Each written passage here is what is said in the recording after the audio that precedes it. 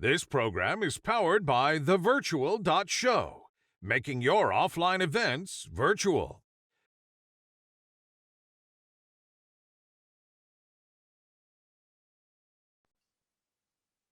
Hello and welcome, wonderful WEBIT community from all around the world.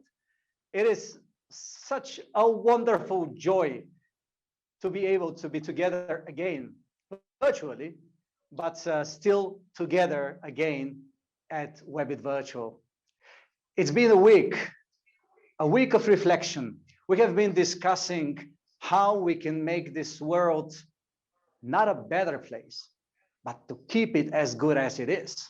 Because this is the real challenge that we are facing nowadays. And people who have not got it need to be there with us and understand how challenging are the times, how important are the decisions, and how straightforward must be the way ahead. I'm saying this while I'm welcoming you in this brand new, fantastic, futuristic virtual studio, which was created by the virtual show for us. It is our new home. It is our new place to meet, interact, and have the beautiful ideas shared and distributed around the world in order to continue ahead with our positivism, but at the same time with the clear idea where we want to go. I'm saying this because there is one thing for sure, which I've mentioned some times ago to some of you. I'm not sure how many of you are aware of the word paranoid. Oh, I know. Some and many of you have been through this. It's been challenging 1 year. But the opposite of paranoid is the pronoic. And the pronoic is someone who truly believes in the global conspiracy for the good of the humankind. I'm not saying that our next participant and our guest of honor is this type of person. I am that one. Let's find out if he classifies for pronoic too. It's my pleasure and honor to introduce you our guest of honor today. Risto Siilasmaa is the founder and chairman of the board of directors of F-Secure Corporation, having served as president and CEO of the company in 1988 until 2006. He is also an active venture capital investor with over 30 active investments via First Fellow Partners, a fund management company where he is both a general partner and the only limited partner. Risto was the chair of the board of directors of Nokia Corporation in 2012 until 2020. He joined the Nokia board in 2008 and became chair 4 years later. I found one quote posted lately from you. I've learned that the more I've practiced something, the luckier I have become. Within business, scenario planning allows you to practice quite a bit. One way to define your luck and aiding you in your successes. Welcome, Risto. It's such an honor and pleasure to have you with us at WEBIT Virtual. Thank you, Plamen. It's great to be with you. We are here gathered together with the thousands of digerati from all around the world. And trust me, we all will try to soak from your experience, from your wisdom, and from your vision for the future. And while discussing with you what really matters from this discussion, you were very straightforward to discuss what really is needed from entrepreneurship, using entrepreneurship to change this, to make it a path of abundance, hopefully of opportunities for the future of the humankind and our planet. So let's talk about it. Is this the magic that you're using now in F-Secure and in the past in Nokia that you were talking about in this quote I've mentioned? Well, I think we live at an extraordinary time, and all you business people out there, you have a plan with a capital P. But I think that this is exactly the time when it's more likely than ever before that your plan will fail because of some assumptions that you have made that just aren't true. Mark Twain said it very well a long time ago. He said that it ain't what you don't know that will hurt you. It is what you know for sure, but it just ain't so. And the world we live in is a really complex place, and it's a complex time. It's a combination of unpredictability and a high level of complicatedness. And therefore, I do believe that scenario thinking can help you be successful, because it can help you map out the possible futures, the possible challenges that you will have to face. And when you do this in your organization, involving a large amount of people, they all will be thinking at least a little bit what they would do if scenario C would happen. And this means that if C is something shocking, for example, they will go through that emotional pain of that shock in advance, and they will not be paralyzed if scenario C actually happens. Or if scenario E, which happens to be a very positive one, happens, they already have certain steps in mind that they can take. And I have created a very simple process of just 6 simple steps that one can use to do scenario planning as a strategic tool. Well, you're talking about the golden rules, aren't you? No, I'm not talking about the golden rules. That's a different topic. It's more of a board-focused set of ideals for the board work. But for scenario planning, it's just simply that first step, you identify the possible scenarios, and you ask some of your team members to act as sort of doomsayers. They have to think about the most negative scenarios they can come up with. Then you get a spread of positive and negative. Second step, you just ask yourself what kind of data would best predict or indicate which scenario will happen. And then you start collecting that data. You take action to actively gather this data so that you always have an understanding of the likelihood of each scenario actually unfolding. The fourth step is to start actively influencing the likelihood of these scenarios.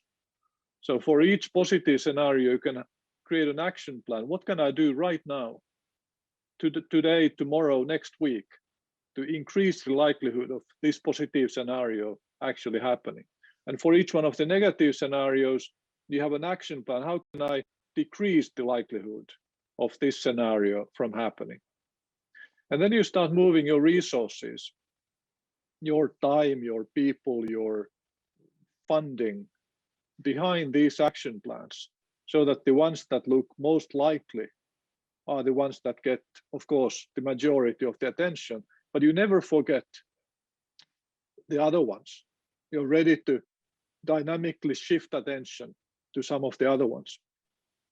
And sixth, you always spend at least a little bit of effort on the negative scenarios as well. Then you will never get caught by surprise.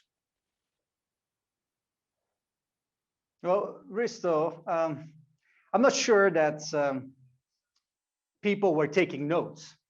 So it will be recorded. We are live now. This is recorded, so you can watch this on demand and take notes from these 6 rules, which come from a leader with unquestionable success rate.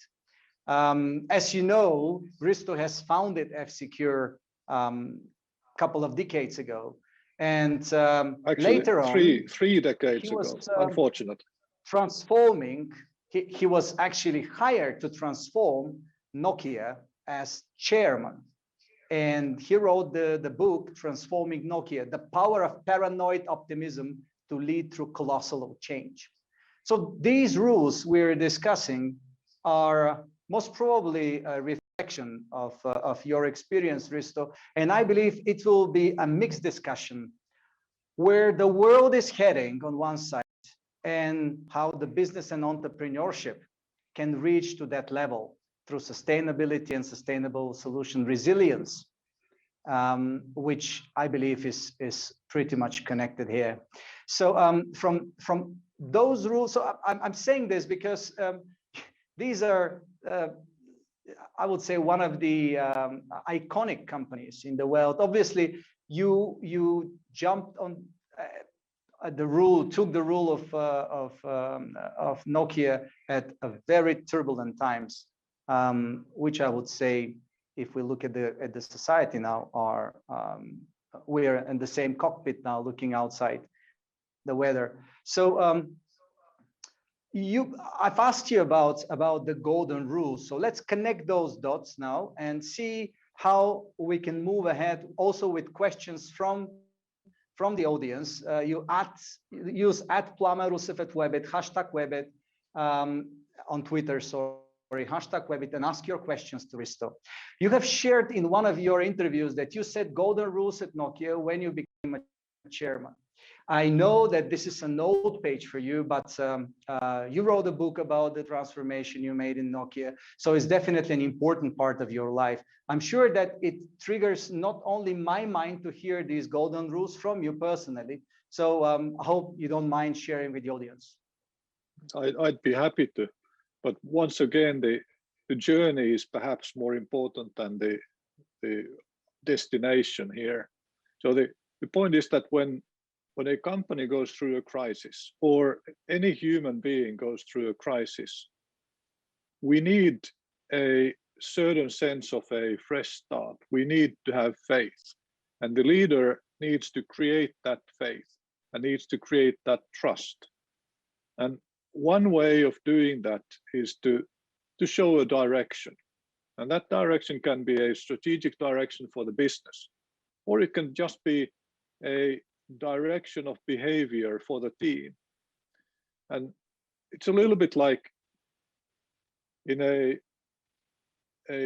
surgery theater at a hospital, when the team makes a mistake and the patient is about to die. Even the experienced surgeons may start to become a bit paralyzed. And sometimes it's necessary to bring a new team in because they think from a fresh perspective and they don't feel guilty.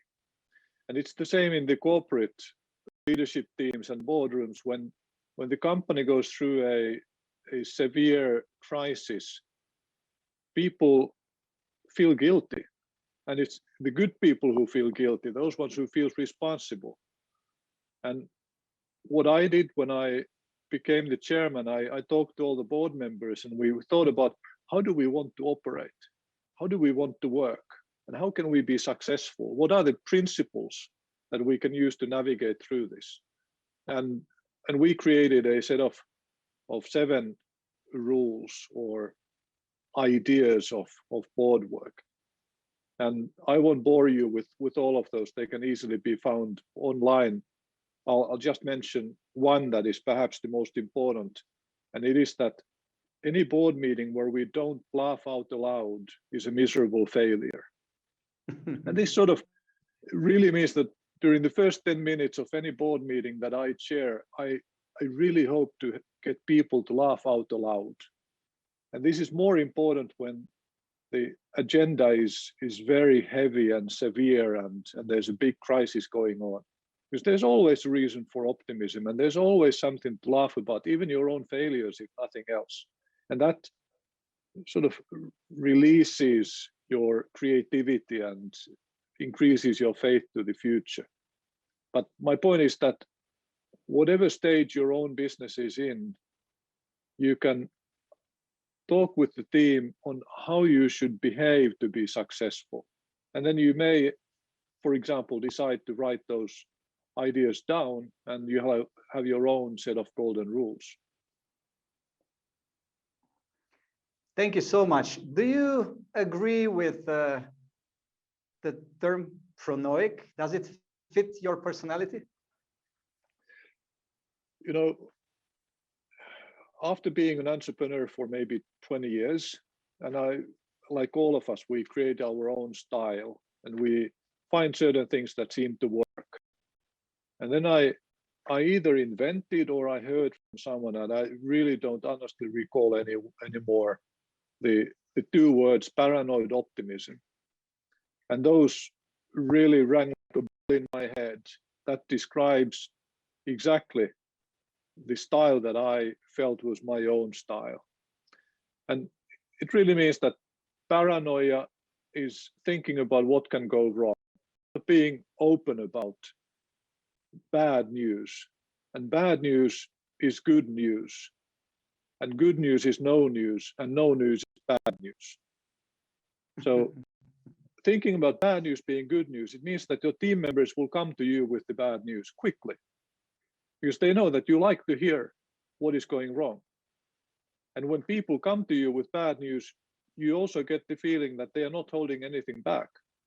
There are no hidden secrets, no skeletons in the closets.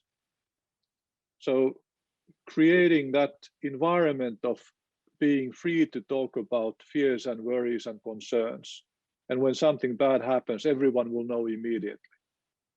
Then everyone can take action, and we can plan ahead of things to be prepared. But then that has to be balanced with a very strong sense of optimism. The feeling that you will always come through, you'll always survive, and you'll always find a way to solve the issues. And that balance of paranoid optimism is what I really believe in. And I don't know if that fills your definition for pronoic, but that's who I am. I'm nowhere to put you somewhere in definitions. I was just referring to this wonderful opportunity to believe in the global conspiracy of humankind. But you're a fighter. You obviously you have accepted to lead Nokia in one of the most turbulent times. And what was the driver for taking this decision? And we will stop here with the past because there's a lot to talk about the future. But getting into a ship, you already told us about the surgeon, etc. But you are the one taking the risk, aren't you? So unless you're a fighter and true optimist, going there to make the bad news good news, I don't see any other reason. But I would like to hear why you did it. Well, of course, one can think that it was a difficult decision, and it definitely was a risk, because looking at it from the outside, the company was heading towards destruction.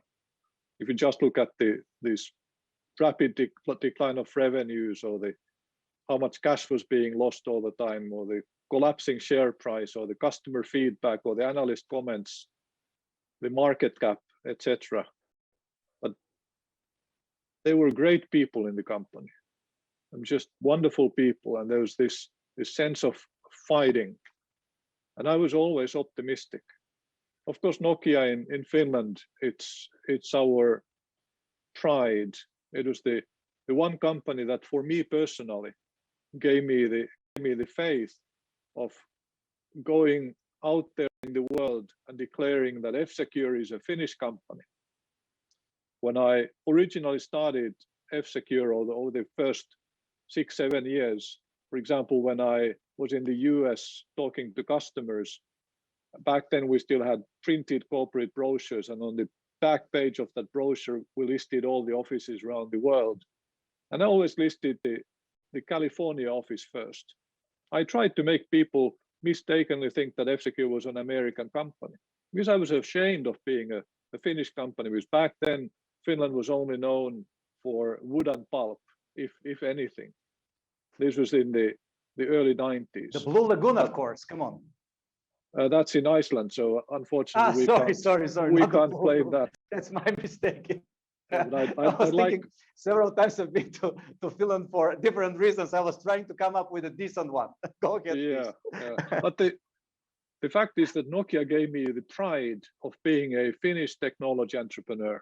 So I had that responsibility to pay back and do what I could to help take the company forward. And of course, the company had already been through several disruptions and changed its industry completely several times. the sort of in the DNA of the company to survive. I hear you, and I would like you really to wrap what was the experience.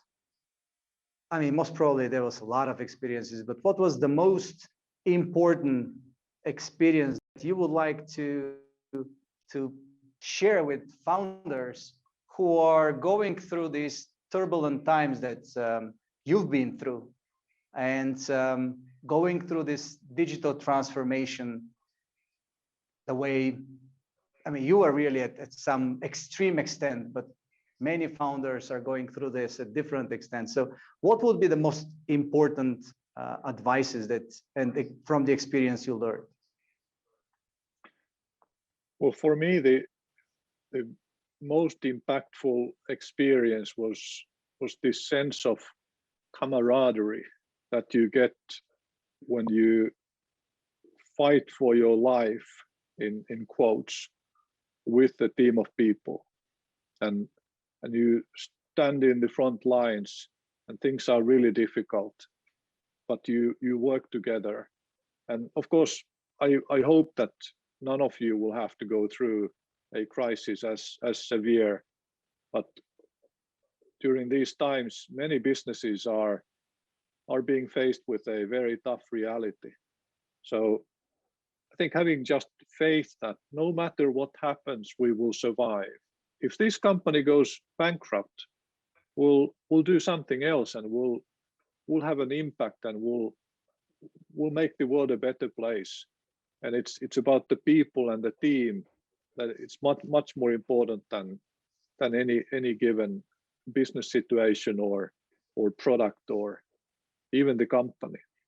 So I think we stand a very high chance of doing better than most other companies if we just keep a cool head.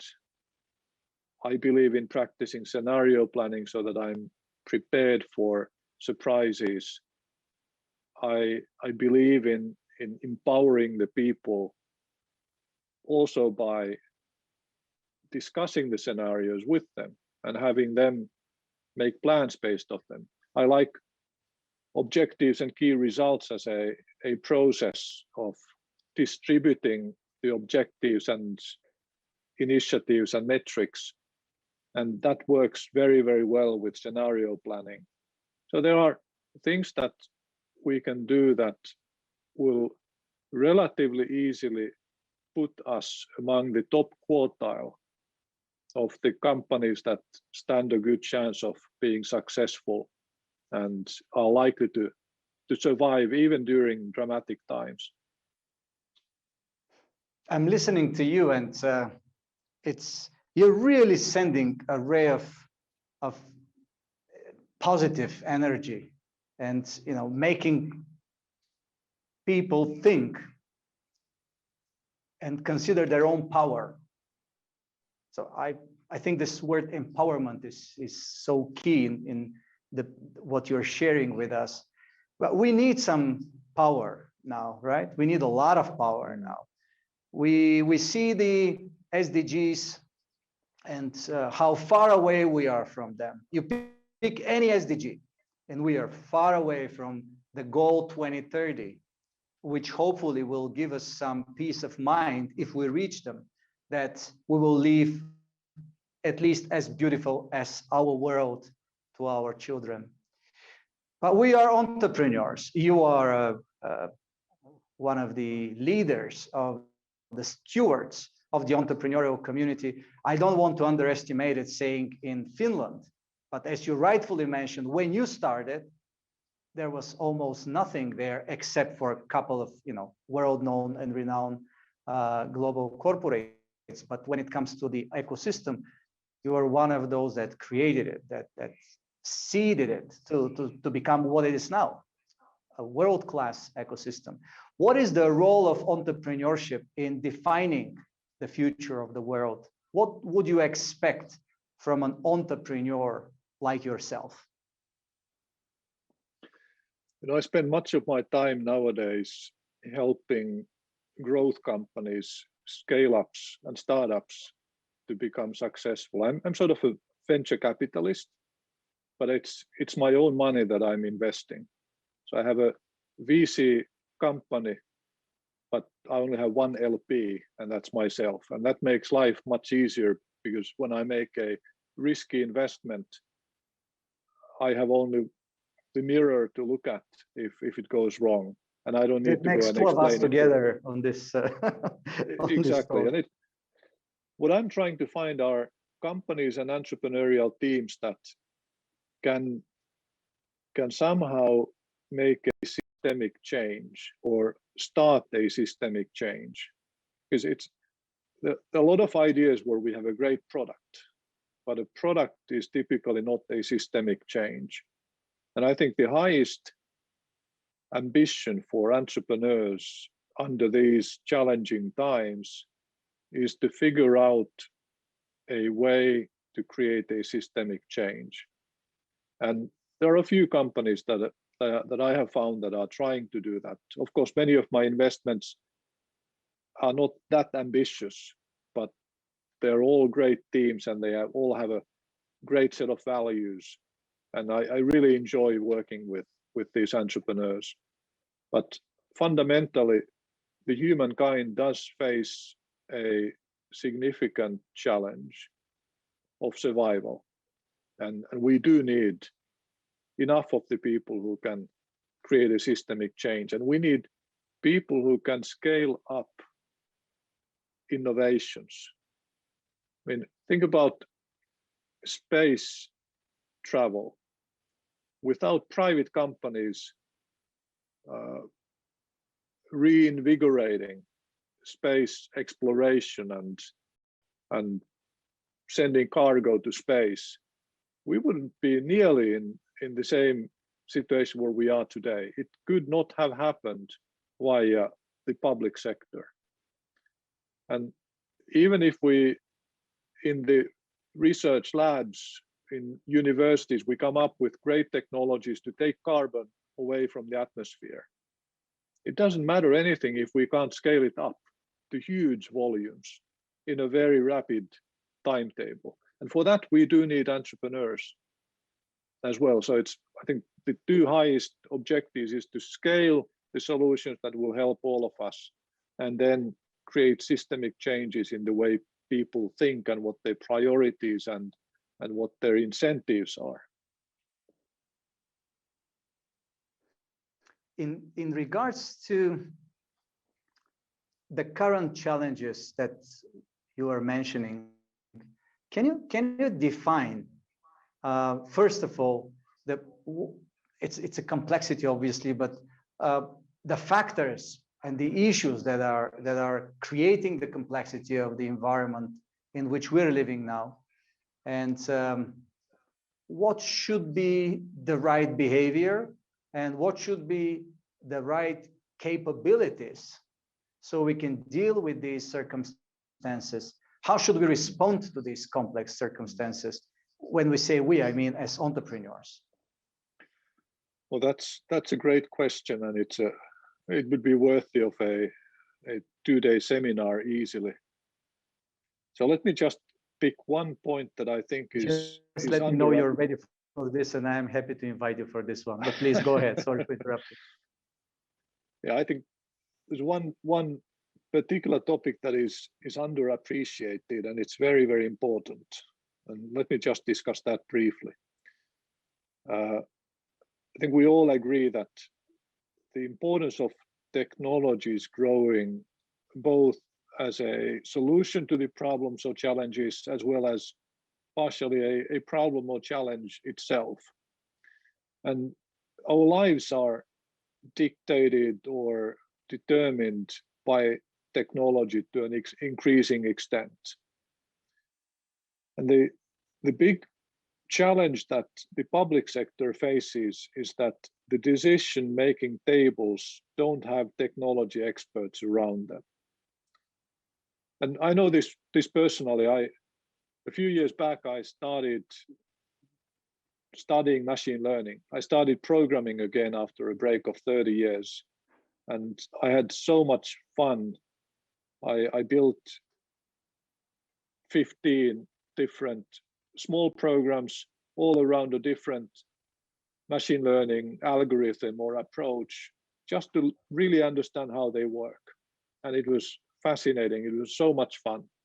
And then I created a sort of a training session, content presentation that I then started giving to CEOs and chairmen of large companies, but I also gave it twice to the full Finnish cabinet. I went to Brussels to give that training to the commissioners.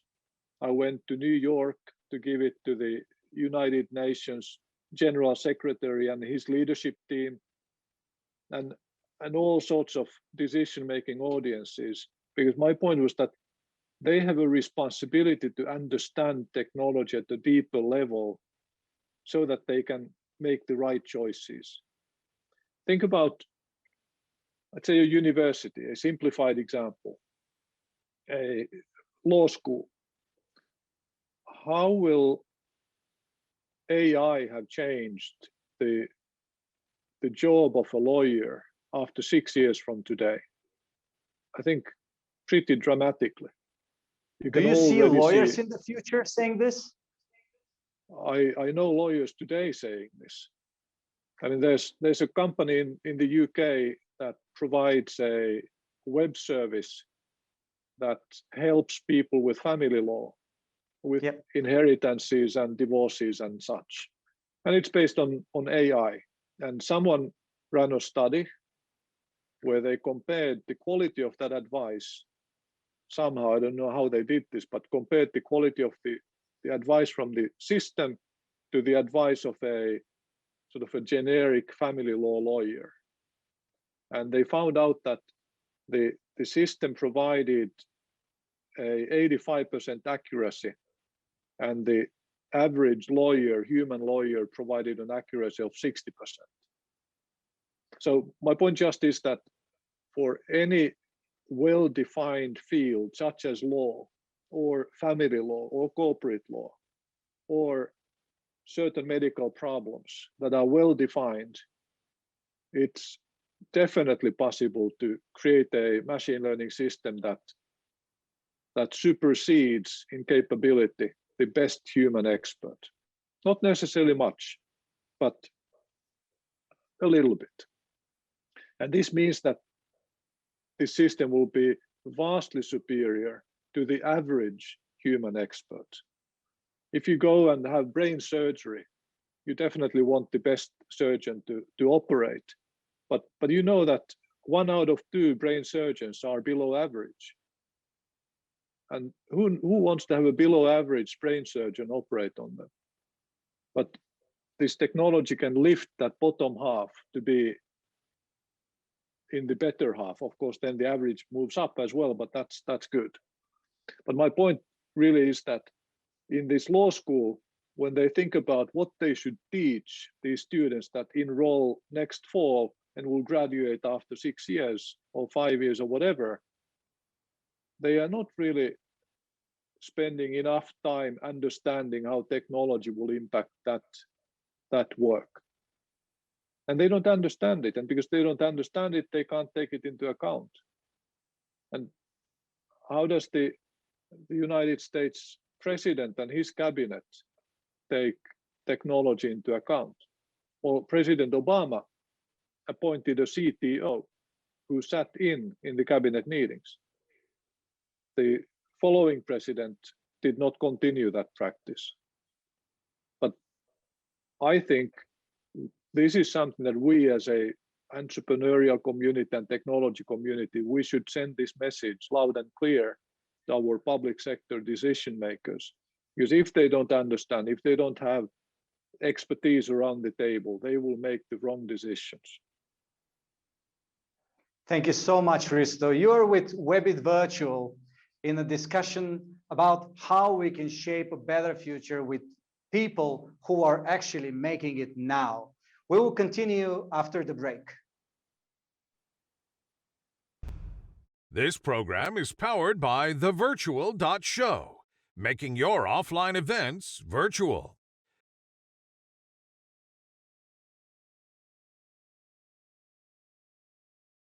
Welcome back to WEBIT Virtual with my special guest, the chairman and founder of F-Secure and former chairman of Nokia, discussing where and how, with empowering with entrepreneurship, we can reach faster and better to the better future, the desirable future based on achieving the SDGs. We were discussing so far business transformation, the lessons learned during this phenomenal experience that Risto is sharing with us. But let's go deeper now in some of the major challenges, not that we didn't discuss some of them, but one of them is very specific to F-Secure's business, and it is all connected with cybersecurity. We've already touched base how well the policymakers are aware of what is happening, how we can reach where we all believe should go. One of the major challenges we've seen during the past few years is cybersecurity. So, and this is the bread and butter, obviously, of F-Secure. So I would like to hear from you, Risto, what is the state of cybersecurity at a global scale and Europe-wise, of course, and are we at the right level? Are we all prepared? Well, that's a great question, and a somewhat challenging one as well, as different companies, different countries are in very different states. Cybersecurity is something that I have always enjoyed because there's never a boring day. Something new happens all the time. F-Secure started in 1988. Now we are 1,700 cybersecurity experts operating on all continents. And I think we are united by this feeling that we are doing something good. We are on the side of the good.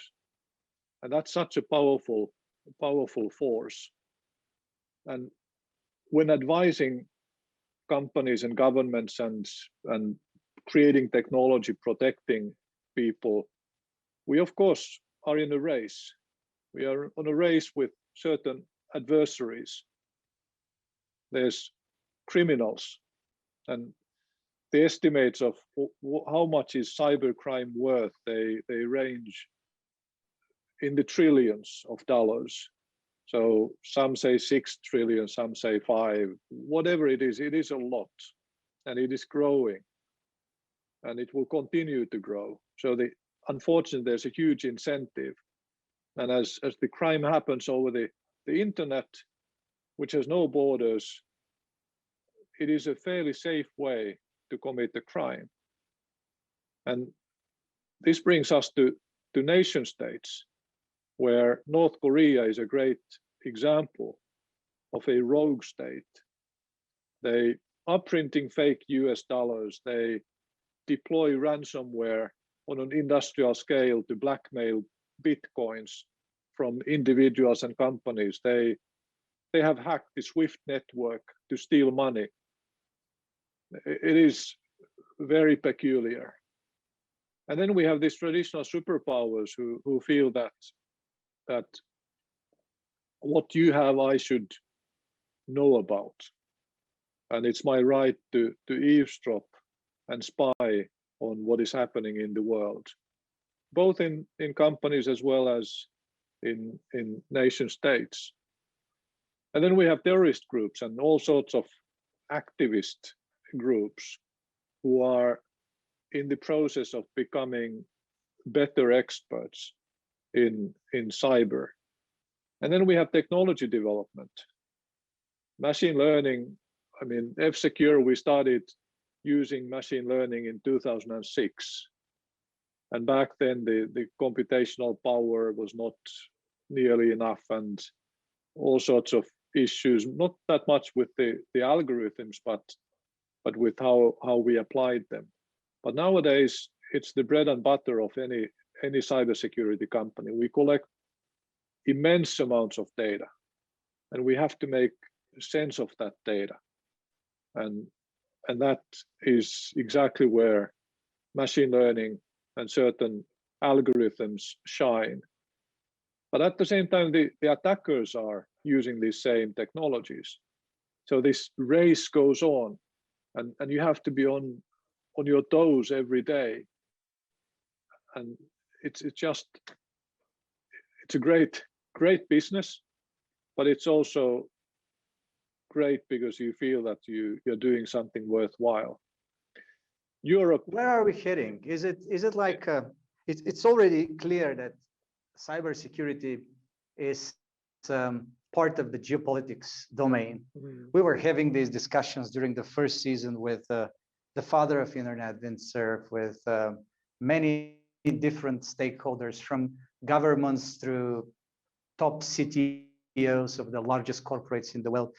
It's clear it's geopolitics, but what kind of geopolitics is this now? I mean, you mentioned North Korea, but yeah, we can be less politically correct and name other countries which are doing exactly the same.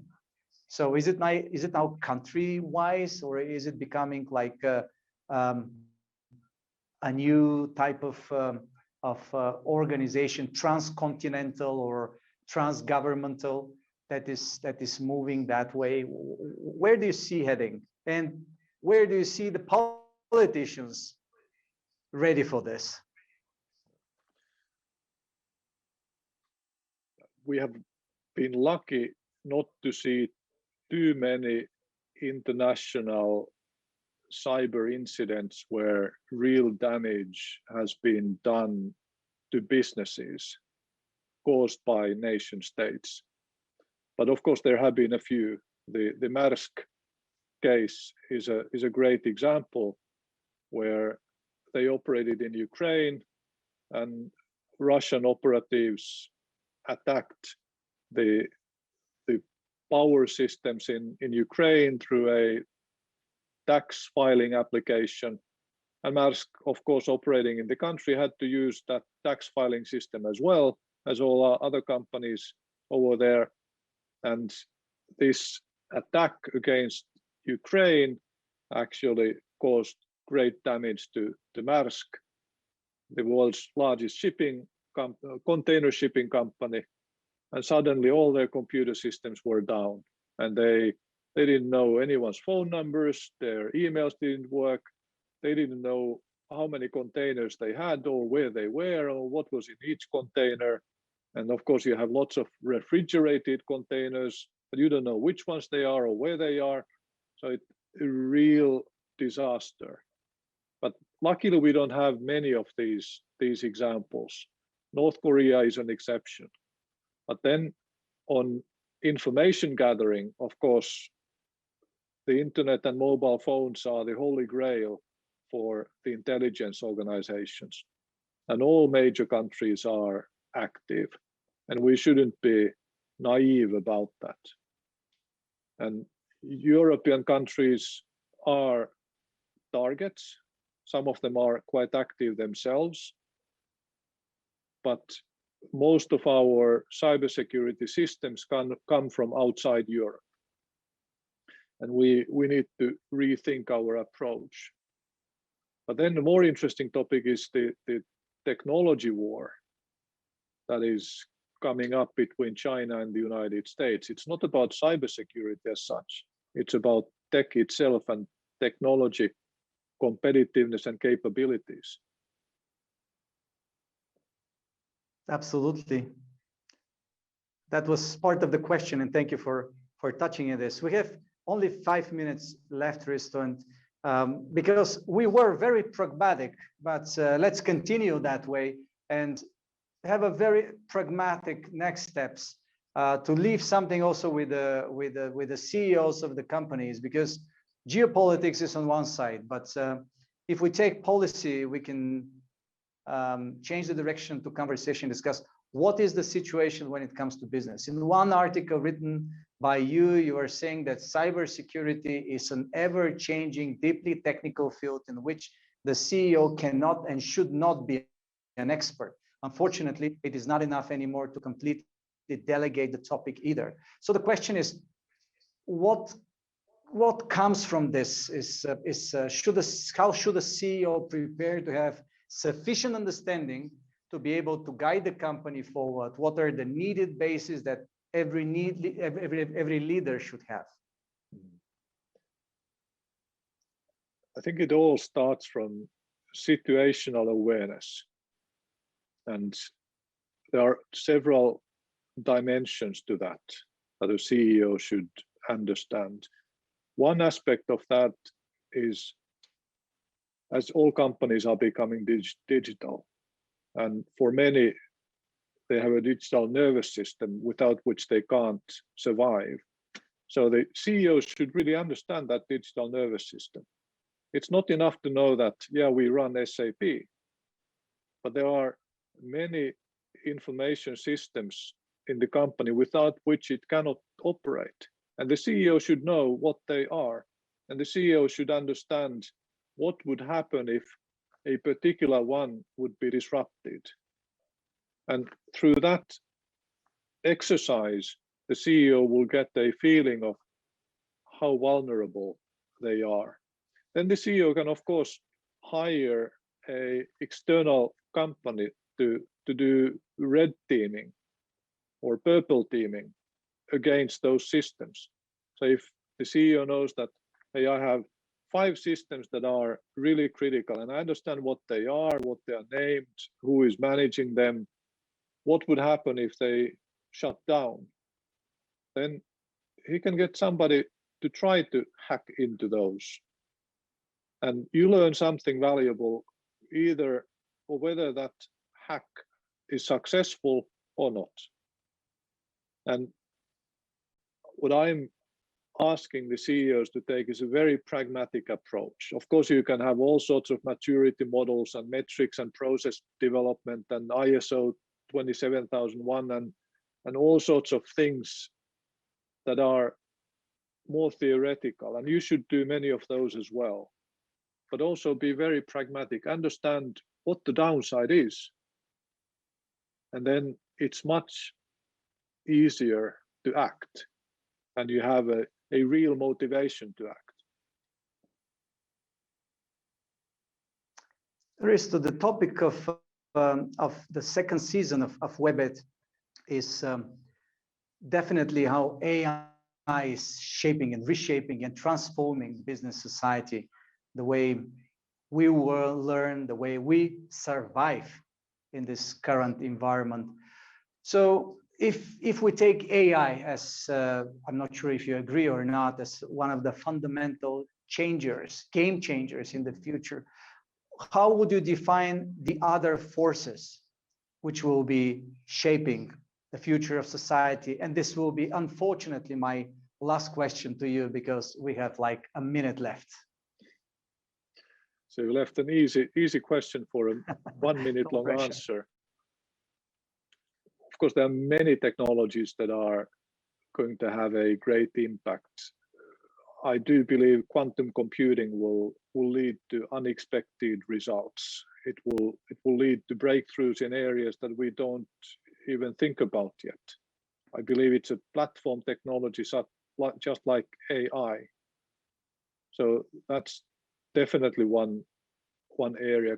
Quantum mechanics overall is bizarre and exciting, and will also lead to results that will be surprising to everybody. And there will be more. And I think the point that I was trying to make earlier is that the decision makers and all of us leaders, we need to spend enough time in educating ourselves. We are never too old to learn new things. And it's such a rewarding experience when you get your hands dirty and start understanding technology again after just leading companies and people, and maybe thinking yourself above going back to school. So let's leave that thought in everybody's mind. Go back to university, online, take courses, learn new things, and you'll be surprised how much that will help you in running your business. We never stop learning, Risto. I've learned so much from you, and on behalf of the whole entire WEBIT team and our global community, I'm really grateful for your time, commitment that you you just did for us. It was a really very inspiring and very thoughtful discussion we had. Very grateful for this wonderful WEBIT community. We had another phenomenal guest in our studio. Thank you so much for being with us. Thank you for sharing this light of wisdom. And I look forward to see you next week. Join us at virtual.webit.org. Take a look at who are the next guests every Tuesday joining us here in our virtual studios. Send us your questions to them. We will be happy to ask them. And don't forget that it is all us. It is all of us shaping this future that we want to have. And hopefully it will be the future we all want to be there. A couple of announcements. First, we are launching our new startup challenge. You know that the last one attracted over 4,500 startups and $1 million award. We are now building the next one. Having the virtual show making us virtual, truly virtual, is a threat, and it's a treat, sorry, which we take advantage of. We shall be announcing our festival, virtual festival, very soon. So get ready. It will be virtual and hybrid. Looking forward to see some of you in person. Hopefully the situation will allow it. But regardless, it will be a fantastic usual festival with all the thousands of you. We were hosting over 3,000 concurrent, 3,500 I see from the studio, concurrent attendees to this talk. Thank you so much to all of you. Enjoy the tonight, and looking forward to see you in 1 week time. Thank you all.